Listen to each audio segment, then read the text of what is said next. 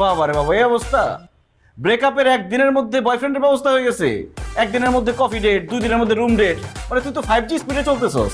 তোর সাথে ব্রেকআপ করে না আমি খুব ভালো কাজ করছি। আমাদের বাচ্চা মুখ সামলায় কথা বল। এই, আমি 2 দিনের মধ্যে রুম ডেটে যাবো মানে এটা কি ধরনের কথা? তোর সাথে যে আমি 3 বছর রিলেশনশিপ করছি, একদিনও গেছি? যত সব ছোট লোকই কথাবার্তা, যাচ্ছে এখান থেকে ছোট লোক। আমি ছোট লোক দেখবো না, তোর জীবনে কোন নবাবজাদা আসে? নবাব চাইতে শুধু আসবে না, ঘোড়ার পিঠে চড়ে চড়ে আসবে। ঘোড়ার পিঠে আসবে না গাধার পিঠে আসবে এসব দেখার টাইম নেই আমার। আমি খুব ভালো আছি, ব্যস্ত আছি। যাই হোক, আমি বলতে আসছিলাম যে ব্রেকআপ করে আমি খুব ভালো কাজ করছি, আমি ভালো আছি, আমি মুভ অন করে বলছি, আমার পিছনে ঘুরে তোলার কোনো লাভ নাই। কি? তোমার পিছনে ঘুরঘুর করব আমি?